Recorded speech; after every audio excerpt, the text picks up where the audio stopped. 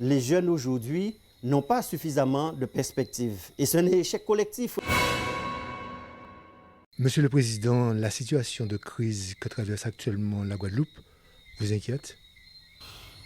Et qui était en tout cas préoccupé puisqu'on a vu depuis une semaine quelle est la situation de blocage donc, du pays. On a pu se rendre compte de toutes les exactions, les incendies, la destruction de certains outils de travail et puis beaucoup de personnes qui vont se trouver au chômage. Donc très préoccupé, inquiet, non pas forcément puisque je suis quelqu'un d'optimiste et qui me dit quelle que soit la gravité d'une situation, il y a toujours donc, des solutions. Donc il faut qu'on travaille surtout sur les solutions aujourd'hui. Alors justement, quelles sont les solutions pour sortir de cette crise, selon vous? Donc les solutions, il faut d'abord faire l'analyse de la situation, ensuite se rencontrer et puis déterminer qui peut faire, qui ne peut pas faire, quelles en sont les compétences. Quoi qu'on dise, il y a certaines choses que les élus ne pourront pas régler. Donc c'est pour ces raisons que je prône qu'on puisse se rencontrer. Il y a tout un ensemble d'initiatives qui sont en train de se mettre en place. Moi-même, au niveau donc, des organisations syndicales, mais au-delà des organisations syndicales, on sait qu'aujourd'hui, c'est une crise qui va au-delà. Donc, cette nécessité qu'on puisse rencontrer les citoyens mobilisés sur les différents barrages au niveau de la Guadeloupe. Au niveau du SDIS, le département a déjà mis des solutions sur la table? Très tôt, dans le cadre de cette crise liée à l'obligation vaccinale, nous avons rencontré les différents syndicats, ce collectif de syndicats au niveau du SDIS, et nous avons pu faire plusieurs propositions. D'ailleurs, c'est Henri Angélique qui a cette délégation au niveau du département, de manière à dire que même s'il y a cette contrainte, qu'on puisse proposer des tests tous les 72 heures.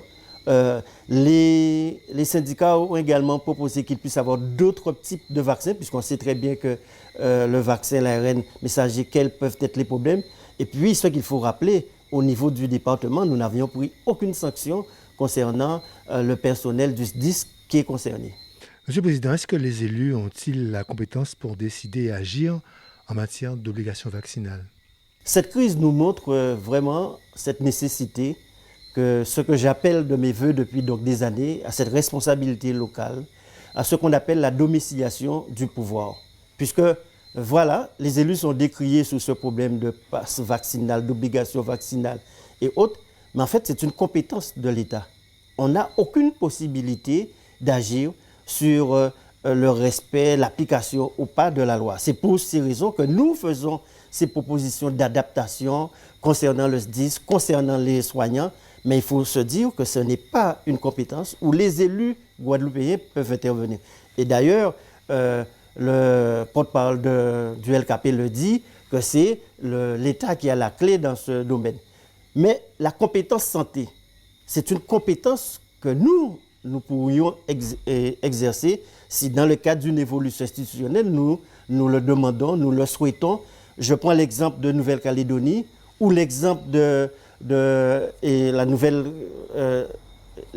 la Polynésie, où la compétence santé est exercée par ces collectivités et la loi qui est votée, la loi qui fait l'objet de ce conflit, ne s'applique pas. C'est eux qui décident comment, s'il faut obligation, s'il ne faut pas obligation, passe vaccinal.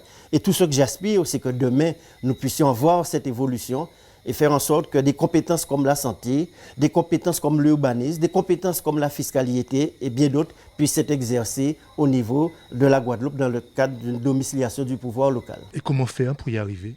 Pour y arriver, c'est pour cela que j'ai dit qu'aujourd'hui, nous sommes en crise. Il va falloir trouver une solution pour sortir de cette crise, compte tenu des incidences sociales, économiques, politiques et autres. Ensuite, il va falloir qu'au lendemain de la crise, que nous puissions nous mettre au travail en attendant qu'il puisse y avoir cette évolution. Mais il faut des réponses politiques. Il ne faut pas se tromper, il faut des réponses politiques sur beaucoup de domaines. Il faut que nous ayons vers une plus grande autonomie. Je le dis, autonomie en termes de santé, sur le plan fiscal, sur le plan de l'urbanisme. De manière à faire en sorte que, dorénavant, les lois qui sont votées soient adaptées à nos réalités, correspondent à nos besoins, correspondent à nos aspirations. Et faire en sorte que quand il y a un conflit de ce type, que aussi bien au niveau département, région, toute institution, nous puissions répondre et sans qu'il y ait cette obligation de faire 8000 km ou attendre qu'un ministre, ou attendre qu'un président ou un premier ministre puisse apporter la solution pour un problème qui nous concerne directement au niveau du pays. Est-ce que vous êtes actuellement entendu par le politique, par le national? Aujourd'hui, la réunion de lundi l'a bien montré, puisque les parlementaires avaient demandé une rencontre avec le Premier ministre et on a associé les présidents des collectivités. Mais on a vu, alors que la réunion c'était le soir à 18h, dès le matin, le président avait déjà donné quel était le cadre. Le ministre de l'Outre-mer avait déjà exprimé, donc ce qui montrait que cette réunion perdait tout son sens et d'où l'intérêt même de pouvoir y participer. C'est pour ces raisons que je dis que plus que jamais, les élus doivent être rassemblés, doivent être unis dans cette démarche et c'est ça qui est en train de se mettre en place. Mais au-delà de cette unité, de cette communion, il faut que nous puissions passer à une autre étape, faire en sorte qu'un certain nombre de questions, un certain nombre de dossiers, que les élus puissent avoir toute la compétence. Mais au-delà des élus, il faut que dorénavant au niveau de Guadeloupe, que nous soyons plus dans cette démarche de faire peuple, c'est-à-dire élus, mais aussi les responsables syndicaux, la population, que nous ayons cette volonté d'être ensemble, d'être rassemblés autour des intérêts supérieurs de la Guadeloupe. Puisque trop souvent, on va s'entre-déchirer, même quand ce n'est pas une compétence des élus, on va dire pourquoi ils sont là. Parfois aussi, peut-être, dans leurs compétences, les élus n'assument pas suffisamment, puisqu'aujourd'hui, s'il y a ce problème au niveau donc, des barrages, l'élément déclencheur a été ce problème d'obligation vaccinale. Mais il faut être conscient que c'est un ras-le-bol qui est exprimé, un ras-le-bol par rapport au mal-être guadeloupéen. Tous les Guadeloupéens, quel que soit leur rang social, leur niveau de responsabilité, un mal-être concernant la culture sociale, économique, identitaire. Et c'est ce ras-le-bol qui s'exprime. Mais il ne s'agit pas pour nous juste d'exprimer un ras-le-bol, mais de voir comment, dans l'analyse, dans les solutions qui seront proposées pour cette crise, qu'on puisse s'en sortir définitivement. Et cela, il est nécessaire d'avoir, au-delà des réponses économiques, des réponses sociales, des réponses politiques. On parle beaucoup de la jeunesse qui est sur les barrages. Selon vous, ces jeunes demandent quoi? Mais en fait, comme je viens de le dire, il y a une sorte de désespérance. Les jeunes aujourd'hui n'ont pas suffisamment de perspectives. Et c'est un échec collectif, un échec d'une certaine mesure au niveau donc, des politiques publiques mises en place, un échec au niveau de l'État, mais c'est un échec aussi collectif aussi. Parce que pourquoi? Quand vous êtes jeune, les seules possibilités, c'est le RSA, le chômage qui vous sont proposés. Mécaniquement, vous perdez confiance. Vous perdez confiance en vous-même, vous perdez confiance dans les Guadeloupéens, vous perdez confiance dans ce pays. Or, pour qu'un pays puisse se développer, il faut donner une vision. Au-delà de cette vision, mais il faut que le pays puisse se faire confiance et croire dans les potentialités du pays. Il faut retrouver espoir. Si notre jeunesse ne retrouve pas des perspectives, si chaque Guadeloupéen ne pense pas qu'il peut faire en sorte que demain soit meilleur, nous allons connaître de telles crises. Nous allons connaître un ras-le-bol qui s'exprime parce qu'à l'origine même, il y a déjà un mal-être.